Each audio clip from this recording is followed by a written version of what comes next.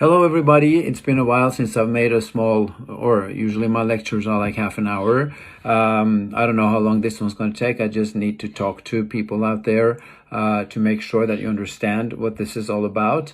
And today I'm pretty upset. I've been upset for the last 4 weeks, as long as this war and the atrocities towards the Armenian people are taking place. And I also get pretty provoked, or I did get pretty provoked, of all the comments of Azeris living around the world, especially those living in Norway, and who should know better than to attack Bjørnar Moxnes, for example, when he asks the government of Norway to stop selling arms to Turkey. He didn't say anything about which side he's on in the Nagorno-Karabakh conflict. He just said that when Turkey supports Azerbaijan with weapons, when Turkey uses NATO weapons in Libya, when they threaten Greece, Cyprus, and so on. Also there is no freedom of press in Turkey. They're also oppressing the Kurds. He's asking for Norway to stop exporting weapons. And as you probably know, or I could inform you, that only 3 actually small parties voted in favor of his proposition, whereas the big parties in Norway, including the government, they were against. So there will be no weapons embargo on Turkey. Now, to get the record straight, Norway doesn't have any export deals with Turkey right now, but should Turkey ask, there are no restrictions on weapons being exported to Turkey. So I'm sorry to say, and I'm ashamed of my own country, which actually allows, or theoretically would allow, Norway to ship weapons to Turkey in the situation we're in right now, which is a terrible situation. I talk to Armenians every day. I have 2 friends in hospital being shelled by the Turkish bombs. I have a lot of friends that I talk to. There are like 70,000 refugees from Artsakh, half the population left, because there are bombs falling all the time. And then I have to read Azerbaijani comments on how Armenians are the barbarians trying to wipe out the Azeri population. This is something that's impossible to understand. And they are having a freak show in Oslo on Sunday, where they're actually going to demonstrate for the war that they're imposing on the people of Artsakh and on Armenians. And of course, they attacked. Now, Armenians have to defend themselves, just like in 1992, when they also attacked, and Armenians had to defend themselves. At the time, in the 90s, Armenians, with hardly any resources, with an earthquake happening simultaneously, managed to liberate their own area from Azerbaijan. As you remember, I told you last time, Nagorno-Karabakh, or Artsakh, was given as a gift to Azerbaijan when the 3 Soviet republics in the Caucasian area were established: Georgia, Armenia, and Azerbaijan. So Stalin, in order to please Atatürk, because they became kind of buddies, he said that, okay, this could be Azerbaijan, Nagorno-Karabakh, and it was cut off from Armenia, so it became kind of an island within Azeri territory. And to the south, he also gave away Nakhichevan. So 2 big areas, big, they're not big, but they're important, were given actually to Azerbaijan. Nakhichevan wasn't even an oblast. It had no autonomy at all. So all the Armenians left there. From being 40% of the population in 1923, they were actually 0% of the population in 1994. There was no Turkish majority in Nakhichevan. There were Kurds, Yazidis, Armenians, all kinds of people living there.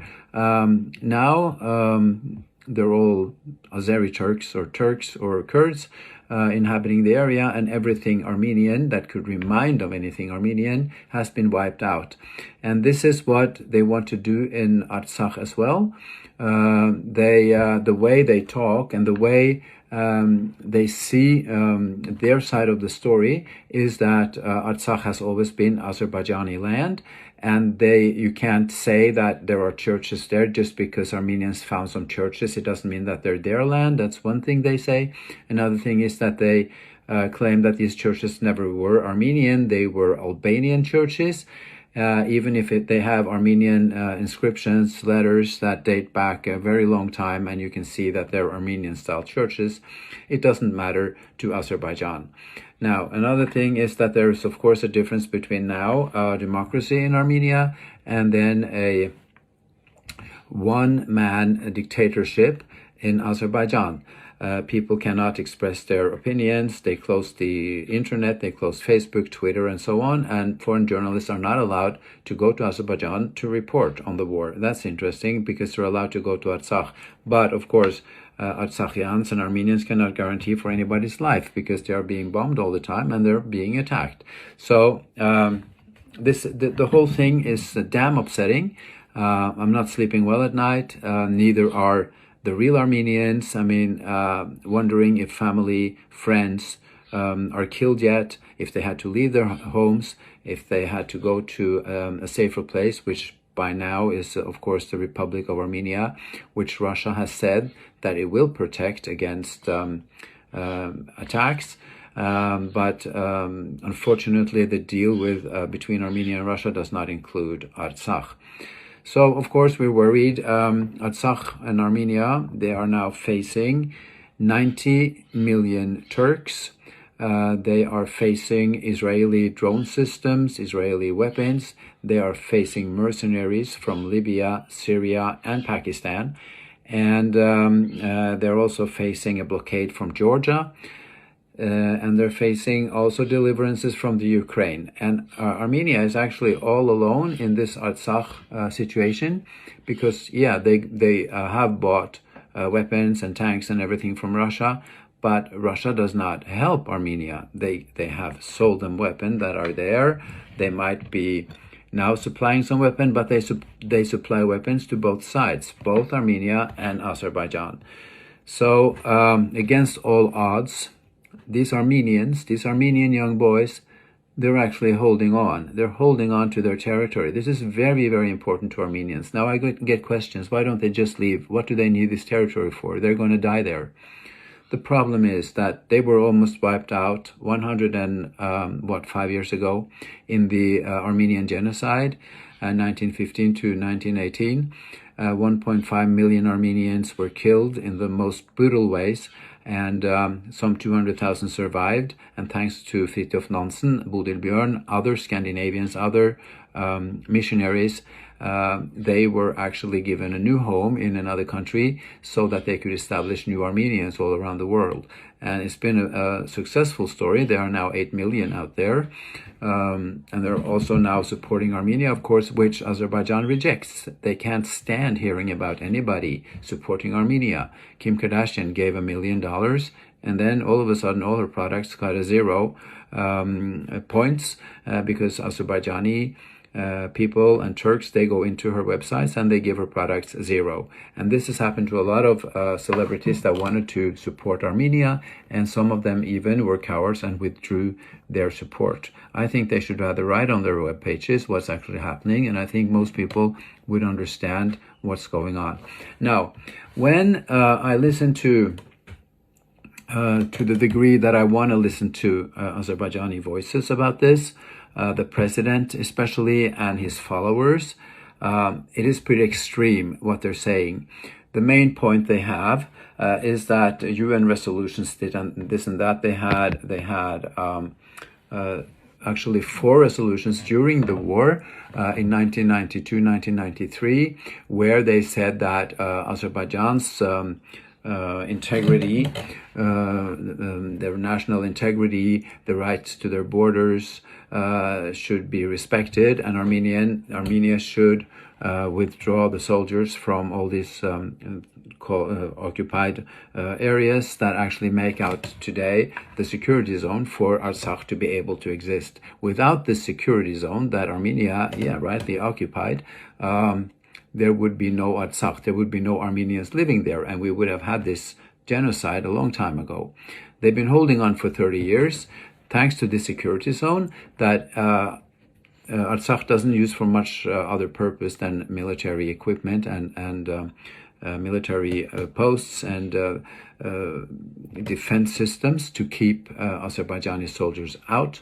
The real Republic of Nagorno-Karabakh, Artsakh, is then like an island. It's got no connection to Armenia at all if it weren't for the security zone.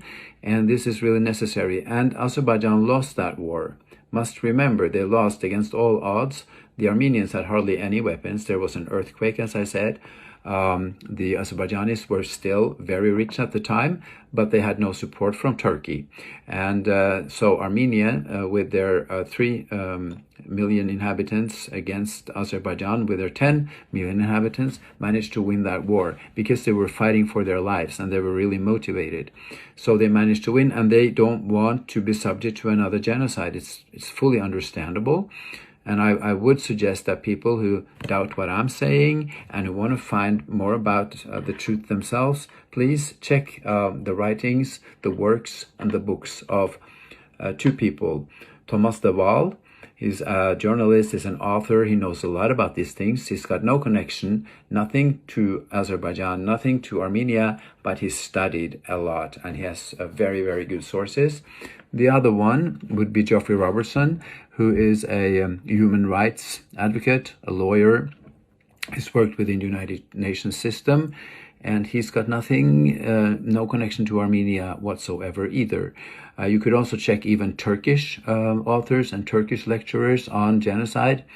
For example, Ümit Üngör in the Netherlands or Taner Akçam in the United States. They're both Turks, and they do not deny the genocide, but they've studied the genocide and they came to the conclusion, like every other Western genocide scholar, there was indeed a genocide. 1.5 million Armenians were killed. What else can you call it if you kill 1.5 Armenians and you actually single them out, as they did with the Pontiac Greeks, as with the Assyrians, and as with the Chaldeans? So there were 4 separate genocides, and Turkey and Azerbaijan deny all 4 of them. So this is very critical, and of course this gives the Armenians a lot of courage, because they feel if they lose Artsakh, they lose everything. This is so important to Armenians that they don't lose anymore.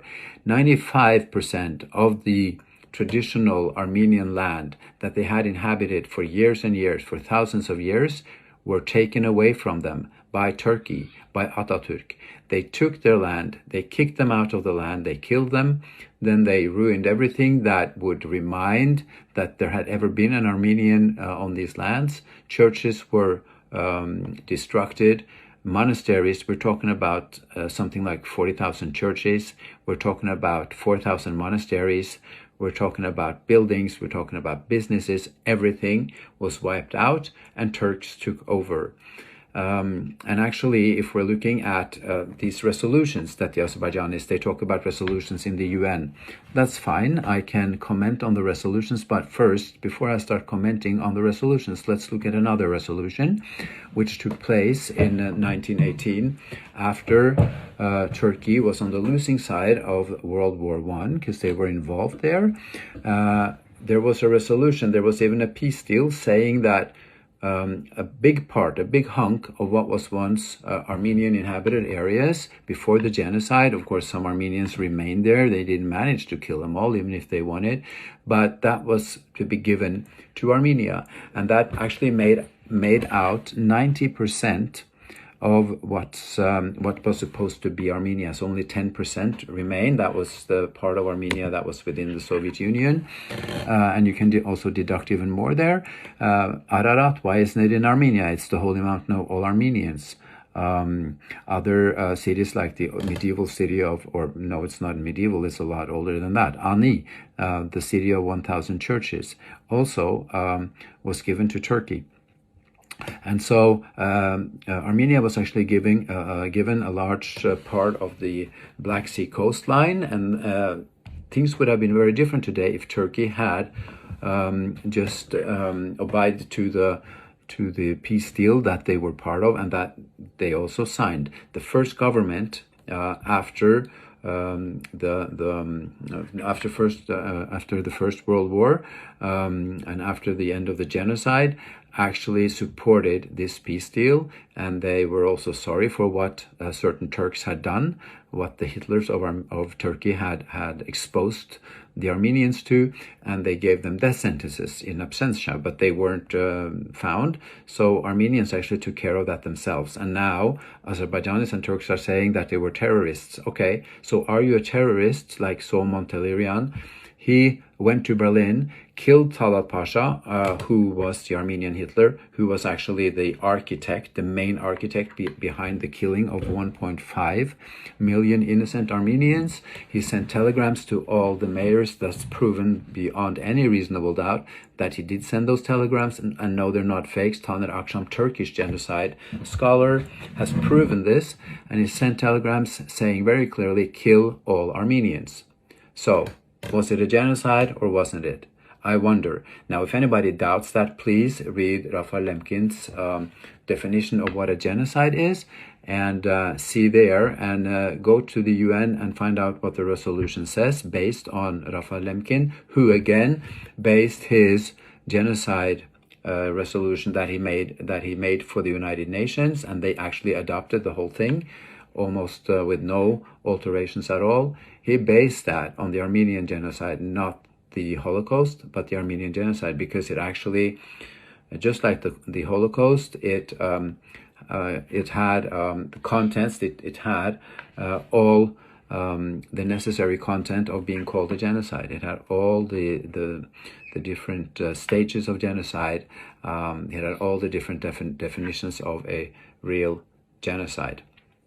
So, since Turkey and Azerbaijan don't want to honor this UN resolution and admit the genocide and give compensation and do all the right things, I find it fairly strange that they're so hung up on these resolutions from the UN from 1993. Because yes, it says that the integrity, national integrity of Azerbaijan should be respected. Armenia should withdraw their troops from the occupied areas, and that the refugees should be able to go back home. But it also says something about the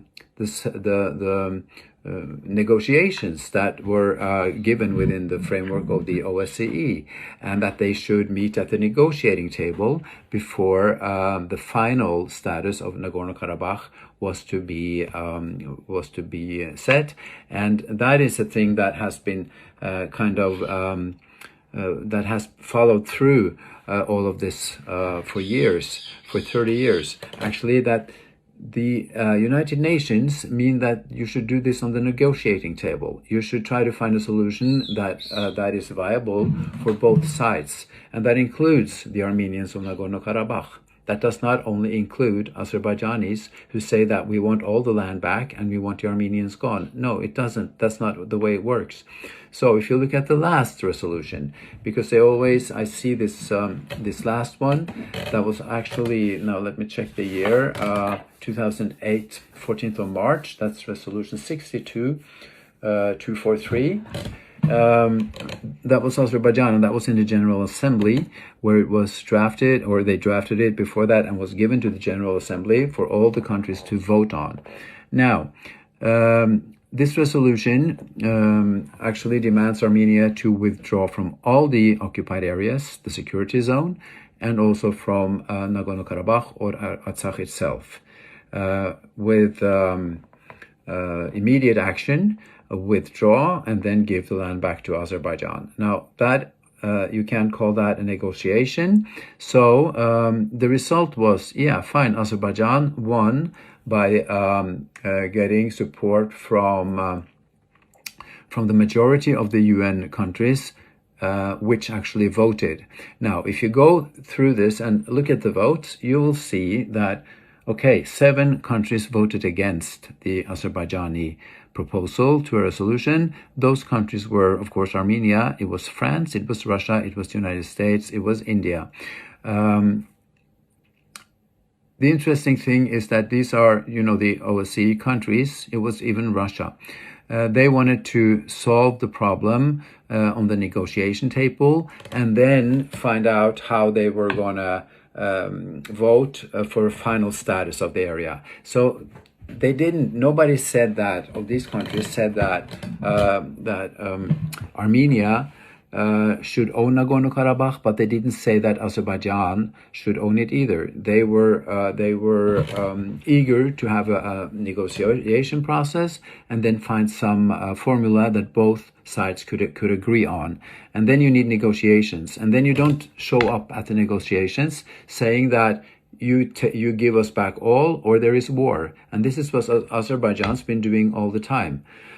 This kind of reminds me of the Cyprus problem, because I've heard and I've seen and I've read that when Turkey and northern Cyprus, so-called, come to the negotiation table, they just set all the conditions, and if they don't, if the Greek Cypriots don't agree, they walk home and they don't agree, and the situation is locked, because they want the situation to be locked. They don't want to negotiate with the Greeks. They don't want to negotiate with the Armenians. They want the right to the land, and that's the main point. And that's why there is a war going on right now, where all these countries are involved, and they're trying to break the backs of the Armenians, and then continue the genocide of the Armenians in Nagorno-Karabakh. Now, there's one more thing about the 2008 resolution. If you look at the countries that supported Azerbaijan, they were 39 countries. Now, if you look at the list of those countries, you would see that it is Malaysia, Indonesia, it is Pakistan, Bangladesh, African countries, countries that actually have breakaway republics on their own. Now, breakaway republics, like in Georgia, every breakaway republic is a different story. That you can't compare them. And the problem is that, of course, the UN said after the breakup of the Soviet Union, it was very clear that the borders from the Soviet Union, where all these countries became independent nations, they should be kind of holy. Nobody wanted to exchange and change borders, because they knew that there would be lots of conflicts if they started on that path.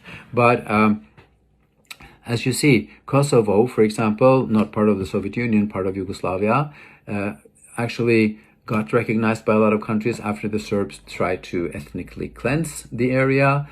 Eastern Timor got independence from Indonesia after they had been subject to a lot of atrocities. So it is possible. And in this case, in Artsak's case, where you actually could risk a genocide if the area is not a part of Armenia, or if it is not independent, I think it's a clear-cut case. People and countries should start recognizing Artsakh as its own republic.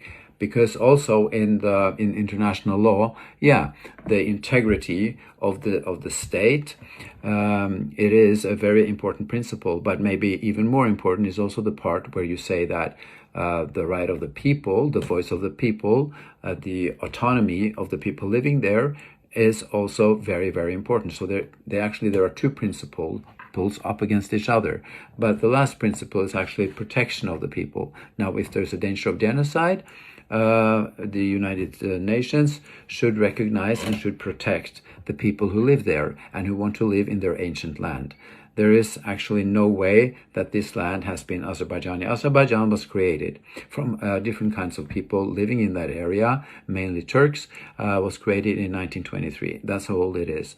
And then claiming that this has always been Azerbaijani land, that's very interesting. Now, these countries that didn't vote, that was 100 countries, and most of them, you could include Norway there, Germany, United Kingdom, Canada, Belgium, lots of countries did not vote. And what they said was that we are not going to decide the status of Artsakh before there have been negotiations.